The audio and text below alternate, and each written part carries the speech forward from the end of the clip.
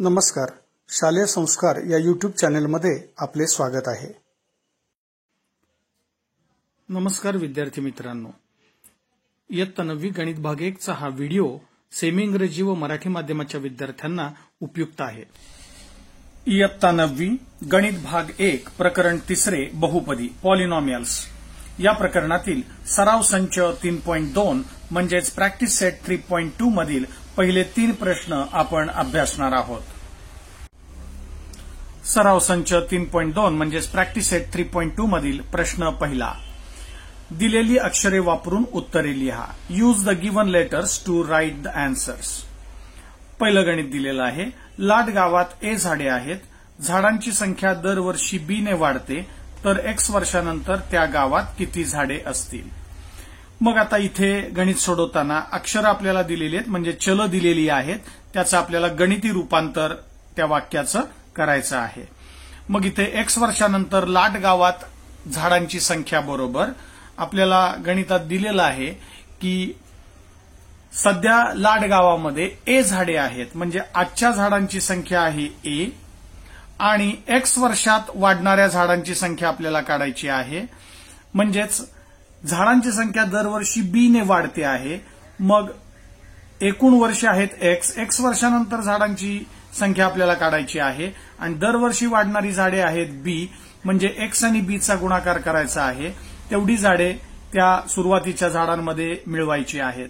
म्हणजेच सूत्र आपल्याला असं लिहिता येईल. एक्स वर्षानंतर लाट गावातील झाडांची संख्या बरोबर आजच्या झाडांची संख्या अधिक एक्स वर्षात वाढणाऱ्या झाडांची संख्या. मग आजच्या झाडांची संख्या आहे ए आणि एक्स वर्षात वाढणारी झाडे आहेत, दरवर्षी बी ने वाढते आणि अशी एक्स वर्षानंतरची झाडे काढायची आहेत, म्हणजे बी आणि एक्सचा गुणाकार होईल, म्हणजे तिथे लिहिले अधिक बी गुणिले एक्स. या सूत्रामध्ये आपण इथे अक्षर वापरून आपल्याला अशी बहुपदी या ठिकाणी मिळालेली आहे की आजच्या झाडांची संख्या ए अधिक चिन्ह आहे तसंच लिहिलंय आणि एक्स वर्षात वाढणारी संख्या आहे बी गुणिले एक्स. म्हणजेच एक्स वर्षानंतर लाड गावातील झाडांची संख्या गणित रूपांतर असं होईल ए अधिक बी गुणिले एक्स, किंवा हेच आपण असंही लिहू शकतो ए अधिक बी एक्स. इथे बी आणि एक्स मध्ये गुणाकाराचं चिन्ह आहे, इथे ते दाखवलेलं आहे. इथे चिन्ह फक्त दाखवलेलं नाही, परंतु इथे बी आणि एक्स मध्ये गुणाकाराचं चिन्ह आहे. तेव्हा दिलेल्या गणिताचं गणिती रूपांतर असं होईल ए अधिक बी एक्स. आता हे उदाहरण आपण सेमी इंग्रजीच्या विद्यार्थ्यांसाठी पाहूया. गणित असं दिलेलं आहे. There are 8 trees in the village lot. If number of trees increases every year by b, then how many trees will be there after X years? Now, in this example, the variables are given and we have to convert the given statement in mathematical form. So, in this example, the number of trees after X years in the village lot we have to find. So, we can write as the number of trees after X years in the village lot is equal to, now here, the present number of trees are A. So, A trees are present there. So, present number of trees plus where number of trees increases in X years. But here, the number of trees increases every year by B and we have to find after X years how many trees will be there. So, we have to multiply this B into X and we have to add them into the present trees A. So, the mathematical form will be present number of trees plus number of trees increases in X years. So we can write using the given variables as equal to A means present number of trees are A plus number of trees increases in X years, but every year the number of trees increases by B, so B into X. So A plus B into X, this is the mathematical form of the given statement. But we can write as A plus B into X means we can write A plus BX here. There is a multiplication sign between B and X, but here I have not mentioned the multiplication sign, but there is a multiplication sign between B and X here. So the mathematical form of the given statement is A plus B into X means simply we can write bx. So a plus bx is the mathematical form. दुसरा प्रश्न, कवायतीसाठी एका रांगेत y मुले अशा x रांगा केल्या तर कवायतीसाठी एकूण किती मुले हजर होती? आता हे उदाहरण तुम्हाला नीट समजण्यासाठी मी इथे थोडं अंकगणिताचा वापर करतोय. अंकगणिताने तुम्हाला समजावून सांगतोय की इथे कवायतीच्या रांगांमध्ये कसे विद्यार्थी एकूण असणार आहेत. मग इथे एकूण 4 रांगा केलेल्या आहेत. ही पहिली रांग आहे, ही दुसरी, ही तिसरी आणि ही चौथी. अशा 4 रांगा केलेल्या आहेत आणि एका रांगेमध्ये 5 विद्यार्थी घेतलेले आहेत. 1 2 3 4 5. मग इथे रांगा आहेत 1 2 3 4 आणि एका रांगेतले विद्यार्थी आहेत 1 2 3 4 5.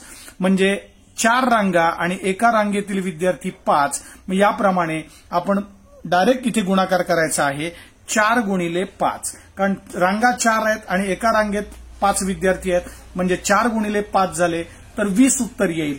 म्हणजे 4 पंचे 20 म्हणजे इथे एकूण विद्यार्थी या रांगेमध्ये सर्व रांगांमध्ये मिळून असणारे विद्यार्थी 20 असणार आहेत. मग तसंच इथे आपल्याला अक्षर मानून जे गणित सोडवायचं आहे, चलाचा वापर करून जे गणित सोडवायचं आहे, तर इथे उदाहरणामध्ये आपल्याला सांगितलंय की अशा x रांगा आहेत, जशा इथे 4 रांगा आहेत तशा तिथे x रांगा आहेत आणि प्रत्येक रांगेत इथे जसे 5 विद्यार्थी आहेत तसे तिथे y मुले आहेत. मग इथे जसं आपण 4 गुणिले 5 केलं तसंच तिथे x गुणिले y आपल्याला करायचं आहे. म्हणजे त्याचं गणिती रूपांतर होईल x गुणिले y. म्हणजे कवायतीसाठी एकूण हजर जी मुले आहेत त्याला आपण असं करतोय की एकूण रांगा गुणिले प्रत्येक रांगेतील मुले. याप्रमाणे आपण हे गणित सोडवणार आहोत.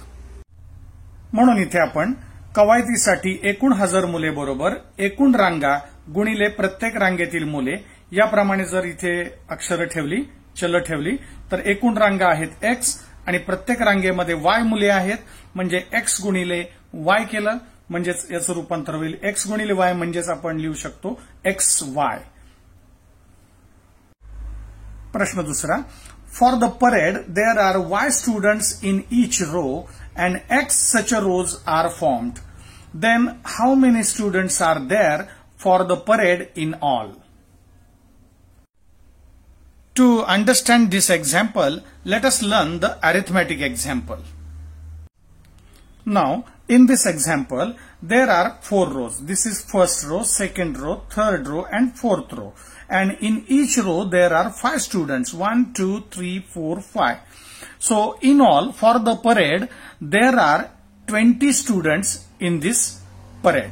Now 4 rows and number of students in each rows are 5. So 4 into 5 is 20. So there are 20 students in all for the parade. Similarly, in the given example, there are X rows. So number of rows are X and in each row there are Y students.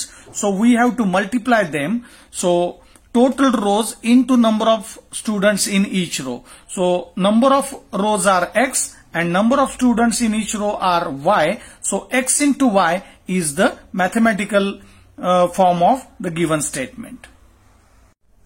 So we can write number of students present for the parade is equal to total rows into number of students in each row. So total rows are X and number of students in each row are Y. So X into Y, this is the mathematical form of the given statement. So X into Y, or simply we can write XY. आता प्रश्न पहिल्यातीलच तिसरं उदाहरण पाहूया. एका 2 अंकी संख्येच्या एकक व दशक स्थानचा अंक अनुक्रमे m व n आहे तर ती 2 अंकी संख्या दर्शवणारी बहुपदी कोणती? मग इथे एकक स्थानचा अंक दिलेला आहे m आणि दशक स्थानचा अंक दिलेला आहे n. यावरून आपल्याला 2 अंकी संख्या दर्शवायची आहे. आता इथे हे गणित समजण्यासाठी मी सुरुवातीला अंकगणिताचं एक उदाहरण तुम्हाला सोडवून दाखवतोय. 2 अंकी संख्या घेतली 25. तर आपल्याला माहिती की 25 ही संख्या आपण अशी मांडू शकतो की 2 हा दशक स्थानी आहे आणि दशक स्थानची स्थानिक किंमत 10 असते.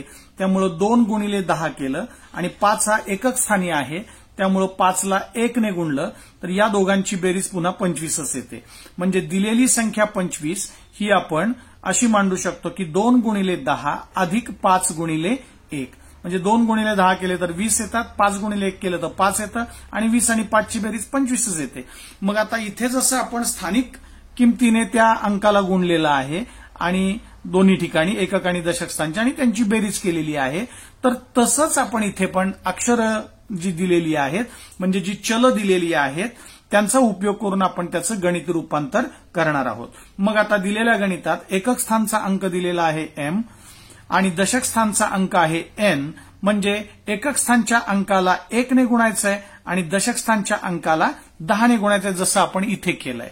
मग तीच क्रिया मी इथे करतोय. मग दशक स्थानचा अंक n आहे, मग त्याला 10 ने गुणलंय म्हणजे 10 गुणिले n केलं आणि अधिक एकक स्थानचा अंक त्यामध्ये मिळवलाय. एकक स्थानच्या अंकाला 1 ने गुणायचं आहे, पण m गुणिले 1 केलं तर mच उत्तर येणार आहे, म्हणून मी इथे नुसतं m लिहिलंय, गुणिले 1 लिहिलेलं नाहीये. म्हणजेच 2 अंकी संख्या आपल्याला अशी मिळेल 10n अधिक m. आता हेच उदाहरण सेमी इंग्रजीच्या विद्यार्थ्यांसाठी पाहूया. The unit sentence place of a 2-digit number is m and n respectively. Write the polynomial which represents the 2-digit number. Now, to learn this example, let us learn one arithmetic example. Here the number is 25 and we know that here this 2-digit number we can expand it, means we can convert this number in expanded form as 2 into 10 plus 5 into 1 here, because 5 is at unit place and 2 is at tens place. So we can multiply that digit by its place value. The place value of 2 is 10 and place value of 5 is 1, because it is at unit place and 2 is at tens place. So multiply that number with its place value, means here 2 is at tens place, so multiply by 2 by 10 plus multiplied by this 5 by 1, because this is at unit place. So 2 into 10 plus 5 into 1 means finally 2 into 10 is 20 and 5 into 1 is 5, and again sum of this 20 plus 5 is 25. So the given 2-digit number we can write in this expanded form. So similarly we have to write the given 2-digit number in the expanded form. So here in the given example the unit place digit is m and tens place digit is n. So we have to multiply that digit by its place value. So the place value of tens place is 10. So multiplied by n by 10. So 10 into n plus here the unit place digit is m. So m into 1. But I here write only m instead of m into 1, because m into 1 is m itself. So we can write the 2-digit number as 10 into n plus m. Here n is at tens place, so multiplied by this n by 10, so 10 into n plus m into 1 means m here is added. So 10n plus m, this is the polynomial we got. So mathematical form of the given statement is 10n plus m. आता प्रश्न दुसरा सोडूया सराव संच 3.2 मधील. खालील बहुपदींची बेरीज करा. Add the given polynomials. इथे 2 बहुपदे आपल्याला दिलेले आहेत. पहिलं उदाहरण आहे x घन अधिक 2x वर्ग वजा 9 आणि दुसरी बहुपदी आहे 5x घन अधिक 2x अधिक 9. या 2 बहुपदींची आपल्याला बेरीज करायची आहे. म्हणून सुरुवातीला या दोन्ही बहुपदी मी कंसात ठेवलेल्या आहेत आणि 2 कंसामध्ये अधिकचं चिन्ह आहे, बेरजेचं चिन्ह आहे, कारण आपल्याला बेरीज करायची आहे. मग पहिली बहुपदी पहिल्या कंसात ठेवली, दुसरी बहुपदी दुसऱ्या कंसात ठेवली, त्यामध्ये अधिकचं चिन्ह घेतलेलं आहे कारण बेरीज करायची आहे. मग आता हे दोन्ही कंस सोडवायचे आहेत. मग पहिला कंस सोडवला x घन आहे तसाच लिहिला, वजा 2x वर्ग वजा 9 आहे तसेच लिहिले, प्लसला प्लस चिन्ह तसंच आहे आणि ह्या कंसातले सुद्धा सर्व पद आहे तशीच लिहिलेली आहेत, कारण कंसाच्या बाहेर अधिक चिन्ह आहे त्यामुळे सर्व पदे आहे तशीच आपल्याला लिहायचे, चिन्हात कोणताही बदल होणार नाहीये कारण बाहेर चिन्ह कंसाच्या प्लस आहे. मग 5x घन अधिक 2x अधिक 9 हे सर्व पदे लिहिली. मग आता या ठिकाणी आपल्याला सजातीय पदे जी आहेत त्यांचा हिशोब करायचा आहे. मग सजातीय पदे कशी ओळखायची आहेत तर सजातीय पदे ओळखताना म्हणजे एका जातीची पदे ओळखताना चल पण सारखं पाहिजे आणि त्यांचा घातांक पण सारखा पाहिजे, त्यांना सजातीय पदे म्हणतात. मग इथे एक्स घन आहे, इथे पण एक्स घनचं पद आहे, म्हणजे एक्स घन आणि एक्स घन ही सजातीय पदे आहेत, म्हणून मी त्यांना जवळजवळ मांडलं. कारण सजातीय पदांचाच हिशोब आपल्याला करता येतो, सजातीय पदांचीच बेरीज वजाबाकी आपल्याला करता येते बैजिक राशींमध्ये. मग इथे एक्स घन आणि इथेही एक्स घनचं पद आहे, म्हणजे ही दोन्ही सजातीय पदे आहेत, म्हणून मी त्यांना अंडरलाईन केली ते लाल शाईने, म्हणजेच ही सजातीय पदे आहेत. मग मी त्यांना खालच्या पायरीला मांडताना जवळजवळ मांडतोय, म्हणजे मला त्यांची बेरीज करणं शक्य होणार आहे. मग सर्वात मोठ्या घातांकाचं पद 3 घातांकाचं आहे, म्हणून यांची पदे मी प्रथम मांडली. इथे पदं मांडताना सुद्धा घातांकाच्या उतरत्या क्रमाने ही पदं मांडायची आहेत. मग इथे सर्वात मोठा घातांक 3 आहे, म्हणून 3 घातांकाची पदं मी जवळजवळ मांडली. त्यानंतर 2 घातांकाचं पद मांडायचंय, मग इथे वजा 2x वर्ग मांडलं, परंतु x वर्गाचं एकच पद या संपूर्ण बैजिक राशीमध्ये आहे, म्हणून ते एकच मांडलेलं आहे. जर अजून एखादं एक्स वर्गाचं पद असतं तर मी याच्या शेजारीच मांडलं असतं, कारण सजातीय पदे आपल्याला जवळजवळ मांडायची आहेत. मग इथे वजा 2x वर्ग एकमेव पद आहे, म्हणून ते इथे घेतलं. त्यानंतर 2 घातांकाचं पद झालं, म्हणजे सुरुवातीला 3 घातांकाची पदे झाली, मग 2 घातांकाचं पद झालं. आता 1 घातांकाचं पद पाहिजे, मग इथे घातांक 1 आहे 2x, म्हणजेच मग ते पद इथे घेतलं, ते पण एकमेव पद आहे.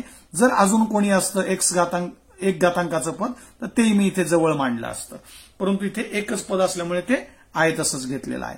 आणि नंतर स्थिर पदे आहेत, ती जवळजवळ मांडायची आहेत. वजा 9 आणि अधिक 9 यांना मी इथे जवळजवळ मांडलेला आहे. मग आता इथे सजातीय पदांचा हिशोब करायचा आहे आणि तो पुढच्या पायरीला आपण लिहिणार आहोत. मग इथे सजातीय पदे ही आहेत एक्स घन एक्स घन. मग सजातीय पदांचा हिशोब करताना आपण इथे सहगुणकांचा हिशोब करायचा आहे.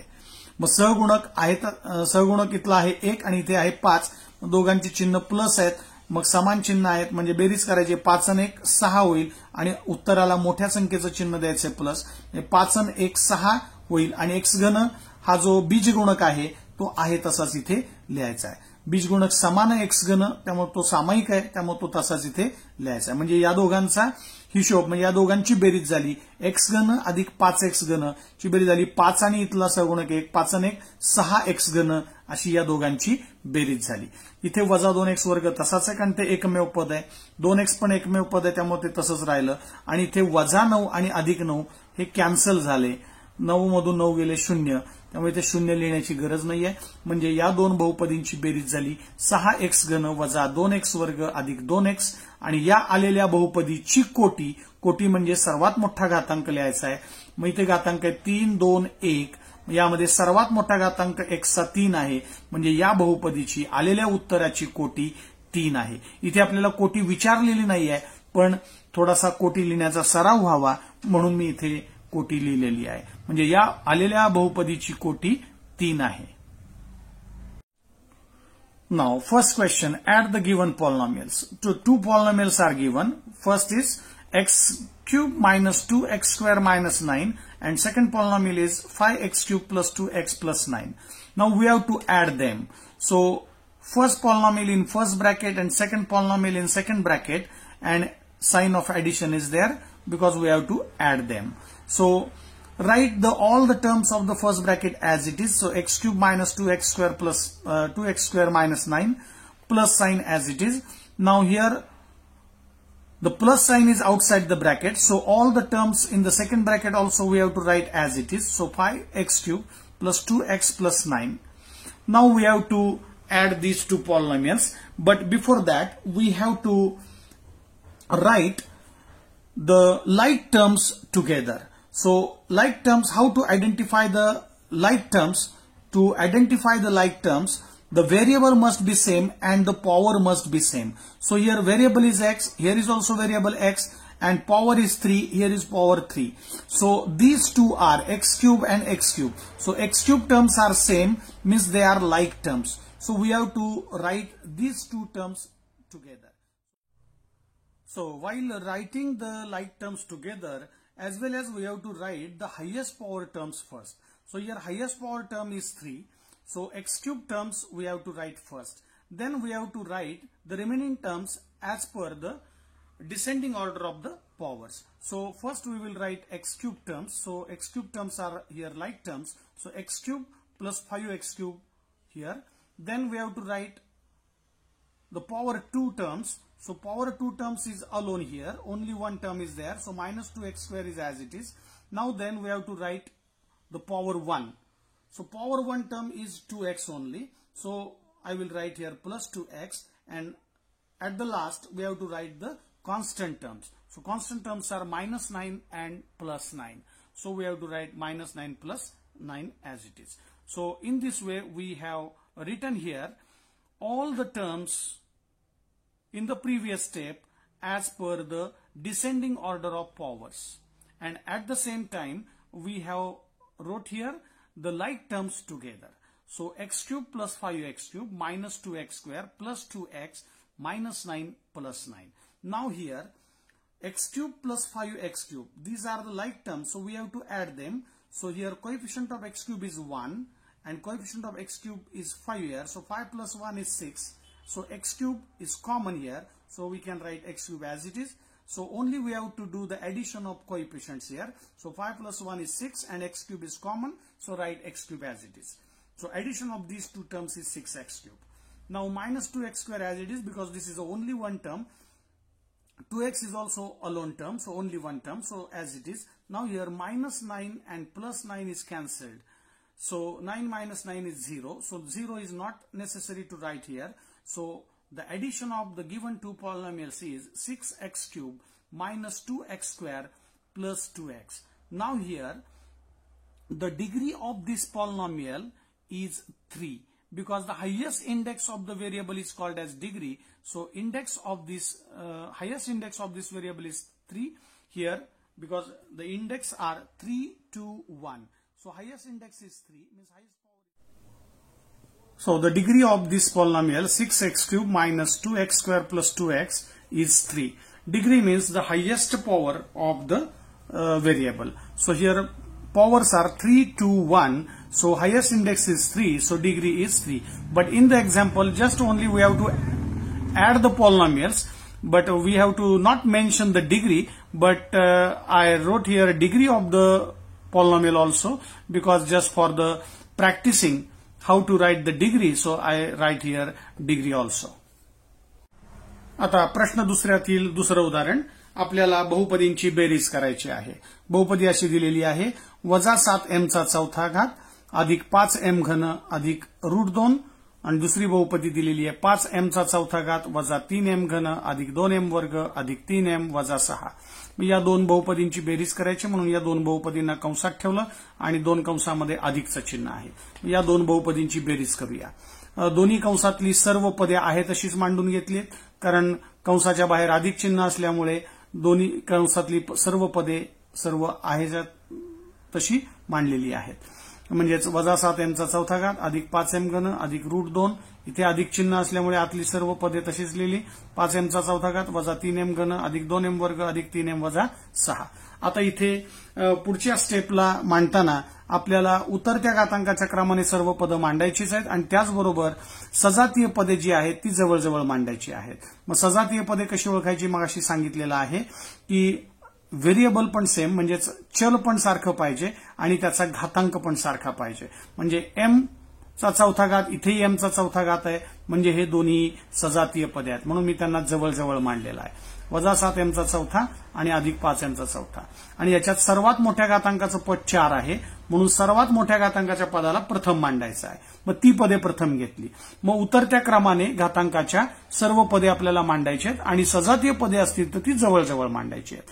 मग यानुसार 4 घातांकाची पदे प्रथम मांडली, नंतर 3 घातांकाची पदे मांडूया. 5m घन वजा 3m घन, म्हणून मी येथे सारख्या अंडरलाईन्स केलेल्या आहेत, सारख्या खुणा केलेल्या आहेत. सारख्या खुणांचा अर्थ आहे ती सजातीय पदे आहेत, म्हणजे एका जातीची पदे आहेत.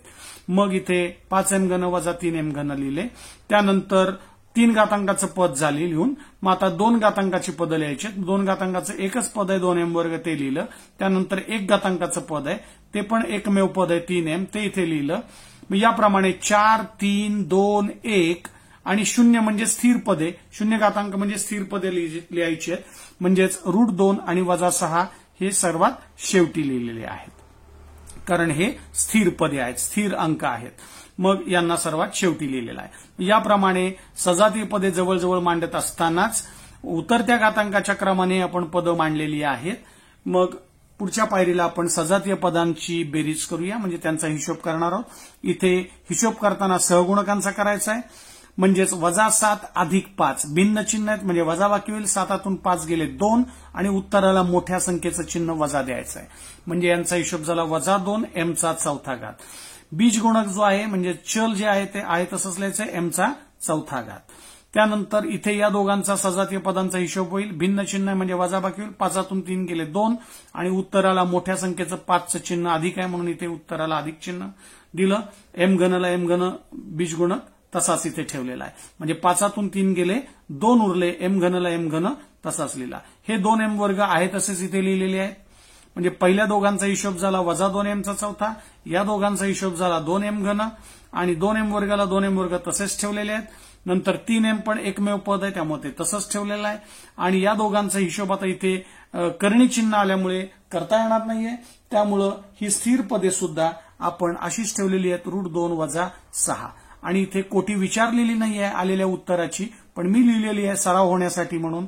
मग इथे सर्वात मोठा घातांक 4 आहे. 4, 3, 2, 1, 0 अशा घातांकाची पदे आहेत, पण सर्वात मोठा घातांक 4 आहे, म्हणून या बहुपदीची कोटी 4 आहे.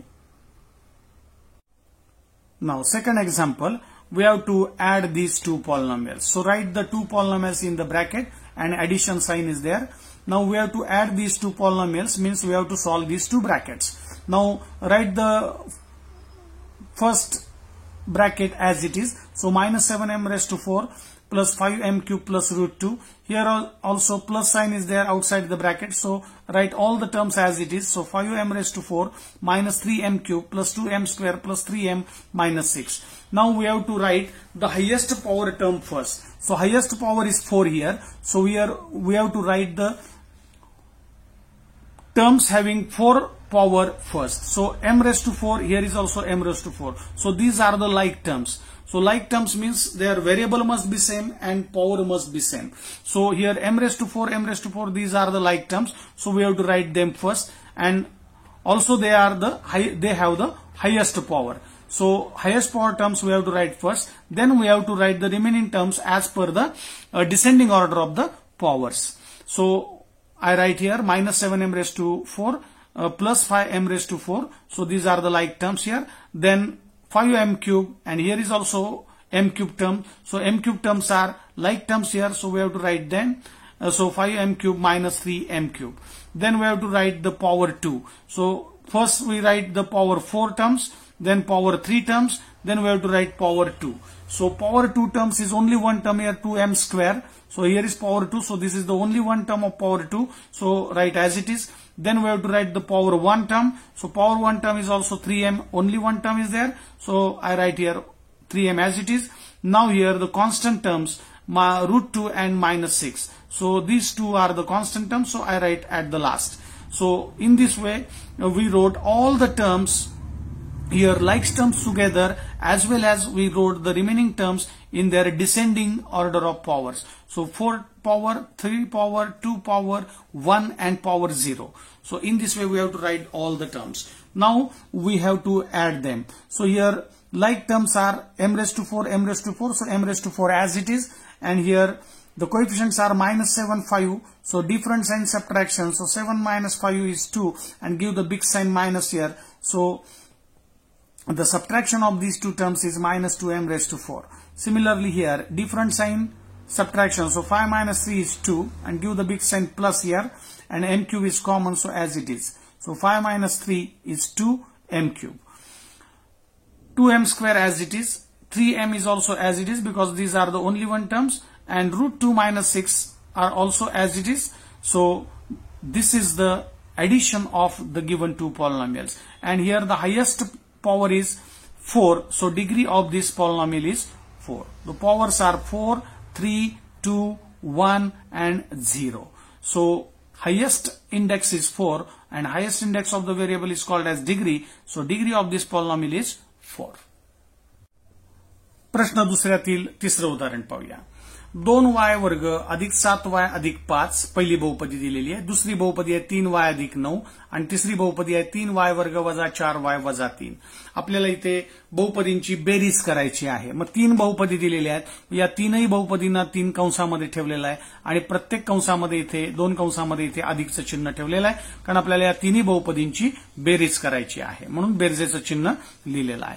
मग आता इथे प्रत्येक कंसातील बहुपदी सर्व पदे आहेत ती आहे तशीच मांडली. 2y वर्ग अधिक 7y अधिक 5 म्हणजे कंस सोडवले इथे. 3y अधिक 9 तसेच लिहिले आणि तिसऱ्या बहुपदीला सुद्धा आहे तशीच सर्व पदे लिहिली. 3y वर्ग वजा 4y वजा 3 म्हणजे हे तीनही कंस मी इथे सोडवलेले आहेत, कारण कंसाबाहेर अधिक चिन्ह असल्यामुळे आतमध्ये चिन्हात कोणताही बदल होणार नाही कंसातल्या पदांमध्ये. त्यामुळे सर्व पदे तिन्ही कंसातली मी आहे तशी खालच्या पायरीला उतरून काढलेली आहेत. मग आता आपल्याला सर्वात मोठ्या घातांकाची पदं प्रथम लिहायची आहेत आणि त्यात सुद्धा सजातीय पदे असतील तर जवळजवळ मांडायचं आहे. सजातीय पदे कशी ओळखायची आहेत तर चल पण सारखं पाहिजे आणि त्यांचा घातांक पण सारखा पाहिजे, त्यांना सजातीय पदे म्हणतात. मग इथे y चल आहे आणि घातांक 2 आहे. मग इथे y चल आहे, घातांक 2 आहे, म्हणजे y वर्ग ही सजातीय पदे आहेत, म्हणून मी त्यांना जवळजवळ मांडलंय. आणि सर्वात मोठा घातांक इथे 2 आहे, म्हणून 2 घातांकाची पदे मी सुरुवातीला मांडलेली आहेत. मग त्यानंतर 2 नंतर उतरत्या घातांकाच्या क्रमाने 1 घातांक असलेली पदे मांडायची आहेत. मग 1 घातांक म्हणजे y ची पदे मांडायची आहेत. मग इथे 7y 3y आणि 4y यांना मी सारखी खूण केलेली आहे, कारण ती सजातीय पदे आहेत. इथे लाल शाईने दाखवलेली y वर्ग ही सजातीय पदे आहेत आणि 7y 3y 4y ही सुद्धा सजातीय पदे आहेत, म्हणजे एका जातीची पदे आहेत, कारण त्यांच्यामध्ये अक्षर सारखं आहे आणि घातांक पण 1 आहे प्रत्येकाचा. आणि शेवटी स्थिर पदं लिहायची आहेत. 9 आणि वजा 3 आणि 5 9 आणि वजा 3 या तिघांना जवळजवळ मांडलेलं आहे, कारण ती स्थिर पदे आहेत. मग याप्रमाणे आपण या सर्व पदांची मांडणी केली आणि यांना जवळजवळ मांडलं आणि उतरत्या घातांकाच्या क्रमाने देखील मांडलेलं आहे. 2 घातांकाची पदे, मग 1 घातांकाचं पद आणि नंतर स्थिर पदे म्हणजे 0 घातांकाची पदे. याप्रमाणे उतरत्या घातांकाच्या क्रमाने मांडलेली आहेत. मग आता सजातीय पदे जी आहेत ज्यांना अंडरलाईन केलेली आहे, सारख्या खुणा केलेल्या आहेत, त्यांचा आपण हिशोब पुढच्या पायरीला लिहिणार आहोत. मग इथे 2y वर्ग आणि 3y वर्ग यांचा हिशोब होईल. 2 आणि 3 5 y वर्ग हा बीजगुणक आहे तसाच लिहायचा आहे. त्यानंतर इथे y पद दिलेलं आहे. मग या तिघांचा हिशोब आपल्याला करायचा आहे. 7 आणि 3 10y मधून 4 गेले, 6y राहिले आणि मोठ्या संख्येचं चिन्ह द्यायचंच आहे. मग 7 आणि 3 10y, 10तून 4 गेले, 6y राहिले आणि इथे 9 5 14 आणि 14 मधून हे 3 गेले, 11 राहिले, मोठ्या संख्येचं चिन्ह प्लस दिलेलं आहे. त्यामुळे या 3 बहुपदींची बेरीज झाली 5y वर्ग अधिक 6y अधिक 11 आणि या ठिकाणी या आलेल्या उत्तराची कोटी म्हणजे या बहुपदीची कोटी 2 आहे, कारण सर्वात मोठा घातांक 2 आहे. सर्वात मोठ्या घातांकाला कोटी म्हणतात, त्यामुळे इथे कोटी 2 आहे. Now third example from question 2. Here 3 polynomials are given and we have to add them. So 2y square plus 7y plus 5, 3y plus 9, this is a second polynomial, and third polynomial is 3y square minus 4y minus 3. So these are the 3 polynomials. So we have to add them, means here I write 3 polynomials in 3 brackets and addition sign is there between the 2 brackets. So first bracket terms as it is, I write here 2y square plus 7y plus 5. Here is also second bracket as it is 3y plus 9. Similarly here third bracket terms are as it is 3y square minus 4y minus 3. Now here we have to write the highest power terms first. So highest power is 2 here. So y square term is there. Here is also y square. So these two terms are like terms. So we have to write the highest power terms first. At the same time we have to write the like terms together. So 2y square plus 3y square. So I write here 2y square plus 3y square. Then we have to write the descending order of powers terms here. So descending order of the power term is 1 now, because power 2 terms I write first, then we have to write the power 1. So power 1 is means we have to write the terms of y here. So 7y, 3y and minus 4y. So these 3 terms are like terms here, because variable is also same and index is also 1 everywhere. So these 3 terms are like terms. So I write these 3 terms together. Then we have to write the power 0 means we have to write the constant terms. So plus 5, plus 9 and minus 3. So I write here constant terms. So I write here highest power terms first. Then we have to write the powers of descending order. So descending order after 2 is 1. So I write here y terms, and then I write the power 0 terms means I write here the constant terms. So in this way, y square terms, then y terms, and then 0 terms. So now we have to add the like terms here. So 2 plus 3 is 5. So y square is common. So as it is in here, 7 plus 3 is 10y, and 10y minus 4y is 6y. So we have to write the big sign here plus. So big sign is plus here. Similarly here, 5 plus 9 is 14, and 14 minus 3 is 11. So here is also big sign plus there. So finally answer is 5y square plus 6y plus 11, and here the highest power is 2. So the degree of this polynomial is 2. प्रश्न तिसरा, पहिल्या बहुपदीतून दुसरी बहुपदी वजा करा. Subtract the second polynomial from the first.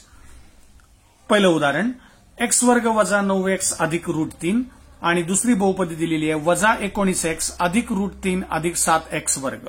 मग इथे पहिल्या बहुपदीतून आपल्याला दुसरी बहुपदी वजा करायची आहे, म्हणून मी दोन्ही बहुपदींना प्रथम त्याप्रमाणे कंसात लिहिलेलं आहे. पहिल्या बहुपदीला पहिल्या कंसात ठेवलंय, दुसरी बहुपदी वजा करायची म्हणून ती दुसरी बहुपदी दुसऱ्या कंसात ठेवली आहे, आणि दोन कंसामध्ये वजा चिन्ह आहे. म्हणजे पहिल्या बहुपदीतून ही दुसरी बहुपदी आपल्याला वजा करायची आहे, म्हणून दोन कंसामध्ये वजा चिन्ह ठेवलेलं आहे. मग आता पहिल्या बहुपदीला आहे तसंच लिहितोय, म्हणजे पहिला कंस सोडवतोय. पहिल्या कंसातली तीनही पदे आहे तशी मांडली, x वर्ग वजा 9x अधिक √3.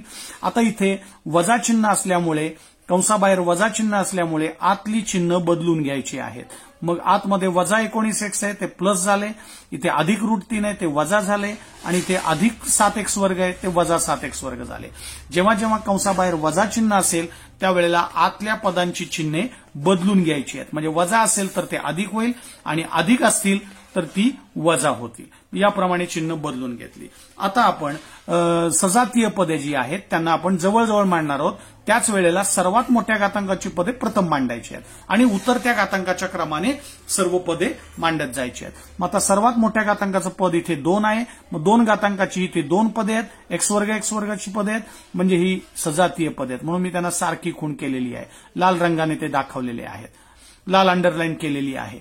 म्हणजे x वर्ग आणि वजा 7x वर्गाने मी जवळजवळ मांडलं, आणि हे सर्वात मोठ्या घातांकाची पदे आहेत म्हणून ती सुरुवातीला मांडली. नंतर 1 घातांकाची पदे मांडायची आहेत, म्हणजे वजा 9x आणि 19x. इथे x चा घातांक 1 आहे, इथे पण 1 आहे. मग ही 1 घातांकाची पदे इथे मांडली, वजा 9x अधिक 19x. ही सुद्धा सजातीय पदे आहेत. आणि त्यानंतर स्थिर पदे मांडली, √3 आणि वजा √3 यांना जवळजवळ मांडलं, कारण स्थिर पदे जवळजवळ मांडायची कारण ते एका जातीची आहेत, सजातीय पदे आहेत. मग आता त्यांचा हिशोब करूया. पुढच्या पायरीला सजातीय पदांचा हिशोब करायचा आहे. इथे भिन्न चिन्ह आहे, इथला सहगुणक 1 आहे, आणि इथे वजा 7 आहे. मग भिन्न चिन्ह म्हणजे वजाबाकी, 7तून 1 गेले 6, आणि उत्तराला मोठ्या संख्येचं चिन्ह द्यायचं आहे. भिन्न चिन्ह असले की वजाबाकी करायची आहे. 7तून 1 गेले 6, आणि मोठ्या संख्येचं चिन्ह वजा. x वर्ग बीजगुणक आहे तसाच सामायिक आहे, तो लिहिला, म्हणजे या दोघांचा हिशोब झाला वजा 6x वर्ग. इथे ही सजातीय पदे आहेत, यांचा हिशोब होईल भिन्न चिन्ह आहेत, म्हणजेच वजाबाकी होईल. 19 मधून 9 गेले 10, आणि मोठ्या संख्येचं चिन्ह प्लस आहे म्हणून इथे उत्तराला पण प्लस दिलेला आहे, म्हणजे यांचा हिशोब झाला अधिक 10x. आणि इथे √3 अधिक आहेत आणि हे वजा √3 आहेत, हे कॅन्सल झाले, म्हणजे इथे 0 लिहिण्याची गरज नाही. म्हणजे इथे या दोन बहुपदींची वजाबाकी झाली वजा 6x वर्ग अधिक 10x. Now question 3. Subtract the second polynomial from the first. Here the two polynomials are x square minus 9x plus √3, and second polynomial is minus 19x plus √3 plus 7x square. Now here subtract the second from the first means we have to write the first polynomial in the first bracket minus second polynomial in the second bracket. So minus sign between the two brackets. Now here we have to solve these two brackets. Here we have to solve the first bracket means we have to write all the terms in the first bracket as it is. So x square minus 9x plus √3. Now while solving the second bracket, here outside the bracket minus sign is there. So whenever the minus sign is outside the bracket, then we have to change all the signs in that bracket. So by changing all these signs, we get here. Here is minus 19x, so I write here plus 19x. Similarly, here I have to change the sign of the second term also. So here plus root 3, so I take here minus root 3. Similarly, here plus 7x square, so I take here minus 7x square. So minus sign is there outside the bracket here. So I have to change all these signs. So minus 19x plus becomes plus. Here plus root 3, it becomes minus root 3, and here plus 7x square, so it becomes minus 7x square. So in this way, I change all the signs of the second bracket terms. So now here we have to write the highest power terms first. So highest power is 2 here, and also these are the like terms. So variable is same and power is also same, means these are the like terms. So I write these like terms together. So x square minus 7x square. Then I have to write the x terms, means x variable is same and power is also 1. So these are the like terms. So I write here similar identical marks here and identical underlines here. So 9x and 19x, these are the like terms. So write as it is, minus 9x plus 19x.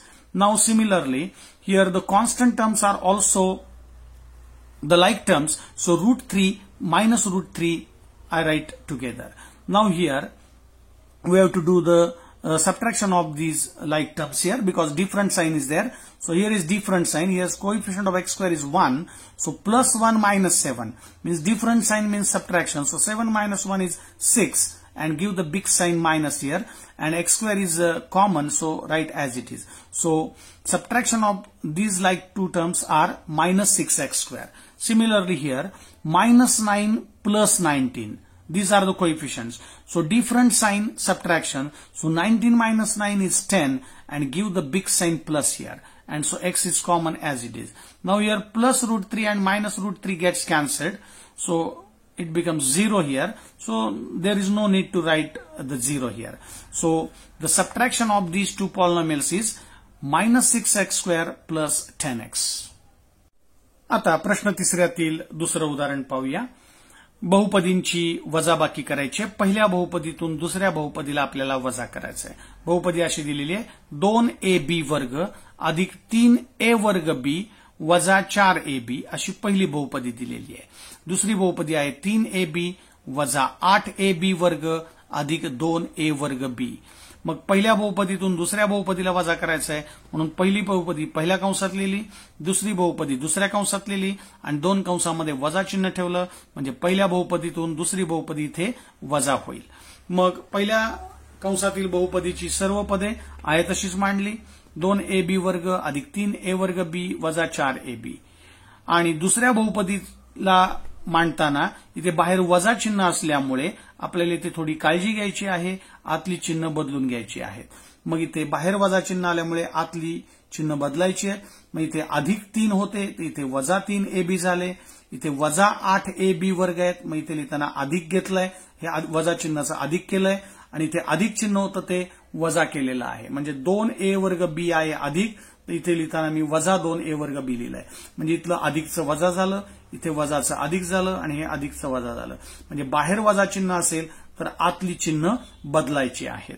मग याप्रमाणे चिन्ह बदलून घेतली. आता आपण इथे मांडताना सजातीय पदे आहेत त्यांना आपण अंडरलाईन करूया.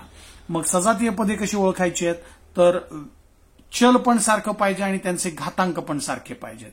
मग इथे a b वर्ग आहे, मग इथे a b वर्ग इथे पण आहे, मग ही दोन्ही सजातीय पदे आहेत. ab वर्ग इथे पण ab वर्ग आहे, म्हणून मी यांना लाल शाईने खूण केलेली आहे, अंडरलाईन केलेली आहे. ही सजातीय पदे आहेत. तसंच a वर्ग b इथे पण a वर्ग b आहे, म्हणून या दोघांना सारख्या अंडरलाईन्स केलेल्या आहेत, म्हणजे ही सुद्धा सजातीय पदे आहेत. आणि इथे ab आहे, इथे पण ab आहे, म्हणजेच ही देखील सजातीय पदे आहेत. मग आता सजातीय पदे इथे जवळजवळ मांडतोय. पहिले ab वर्गाची पदे घेतली, मग 2ab वर्ग आणि हे 8ab वर्ग इथे जवळजवळ घेतले, नंतर 3a वर्ग b आणि हे वजा 2a वर्ग b जवळजवळ घेतले. यांना सारख्या खुणा केलेल्याच आहेत आपण, ते जवळजवळ मांडले फक्त. आणि ते वजा 4ab आणि हे वजा 3ab यांनाही सारखी खूण आहे, ते जवळजवळ मांडले. म्हणजे सजातीय पदे आहेत ती जवळजवळ मांडली. आता सजातीय पदांचा हिशोब पुढच्या पायरीला आपण करणार आहोत. मग हिशोब करताना सजातीय पदांचा सहगुणकांचा करायचा आहे. मग सहगुणक इथला 2 आणि इथला 8 आहे, दोघांची चिन्ह प्लसच आहेत. मग समान चिन्ह म्हणजे बेरीज 8 आणि 2 10 होईल आणि बीजगुणक म्हणजेच चल जी आहेत ती तशीच लिहायची आहेत, ए बी वर्ग. या दोघांचा हिशोब झाला 8 आणि 2 10 ए बी वर्ग. इथे या दोघांची इथे चिन्ह भिन्न आहेत म्हणजे वजाबाकी होईल. 3तून 2 गेला 1, पण इथे 1 लिहायची गरज नाहीये, सहगुणक 1 असतो तेव्हा तो नाही लिहिला तरी चालतो, म्हणून इथे वजाबाकी झाली. 3तून 2 गेला 1 आणि मोठ्या संख्येचं चिन्ह प्लस आणि ए वर्ग बी कॉमन आहे दोन्हीकडे म्हणून ए वर्ग बी लिहिला, पण हा 1 नाही लिहिला तरी चालणार आहे म्हणजे फक्त ए वर्ग बी लिहिलं तरी चालणार आहे. आणि इथे समान चिन्ह आहेत म्हणजे बेरीज होईल. -4 आणि -3 यांची बेरीज झाली -7, कारण मोठ्या संख्येचं चिन्ह द्यायचं आहे. 4 आणि 3 7 आणि मोठ्याचं चिन्ह वजा. समान चिन्ह आले की बेरीज आहे आणि मोठ्याचं चिन्ह 4 आणि 3 7 -7 झाले आणि ए बी ला ए बी चल तशीच आहेत म्हणजे या दोघांची वजाबाकी झाली 10 ए बी वर्ग अधिक ए वर्ग बी वजा 7 A B. Now example number 2 from question number 3. Here two polynomials are given and we have to subtract the second polynomial from the first polynomial. So I write here first polynomial in the first bracket and second polynomial in the second bracket and minus sign is between the two brackets. So here first polynomial minus second polynomial. Now here 2ab square plus 3a square b minus 4ab, this is the first polynomial in the first bracket, and second polynomial 3ab minus 8ab square plus 2a square b in the second bracket and minus sign is there. Now first polynomial minus second polynomial. Now here we have to solve these two brackets. So write all the terms from the first bracket as it is here. So 2ab square plus 3a square b minus 4ab. Now here while solving the second bracket, here minus sign is outside the bracket. So we have to change all the signs of the second bracket terms. So here plus 3ab is there. So I write here minus 3ab. Similarly here minus 8ab square. So I take here plus 8ab square. So I have changed here minus sign. So it becomes plus here. Similarly here plus sign is there, so I take minus here. So minus 2a square b here. So due to this minus sign, I have changed all the signs of these second bracket terms. So here plus, here it becomes minus. So here is minus, it becomes plus, and here is plus, so it becomes minus here. So now we have to identify the like terms. So how to identify the like terms? Like terms means variables are same as well as their powers are also same. So here ab square and here is also ab square. So these two terms are like terms. So I have underlined them by red ink. So these two terms are the like terms. Similarly here a square b and here is also a square b. So these two terms are also like terms. So they have underlined with black ink. And similarly here 4ab and 3ab, these two are the like terms, so I have underlined with the identical underline here. So these two terms are also like terms. So now we write here, we can write the like terms together. So 2ab square and this 8ab square together. Similarly here 3a square b and minus 2a square b together, and minus 4ab and minus 3ab here together. Now we have to do the addition in the next step. Here signs are plus here, plus 2 plus 8. So 8 plus 2 is 10. So ab square is common. So addition of these two terms is 10ab square. Similarly here different sign means subtraction. So 3 minus 2 is 1. So here no need to write 1 here. So 3 minus 2 is 1 and a square b is common. So I write here 1 a square b, but there is no need to write this one. So simply you can write a square b. And similarly here same sign minus 4 minus 3 means minus 7 is there. So same sign addition. So 4 plus 3 is 7 and give the big sign minus here. So minus 4 minus 3 becomes minus 7 and ab is common, so as it is. So subtraction of the given two polynomial is 10ab square plus a square b minus 7ab.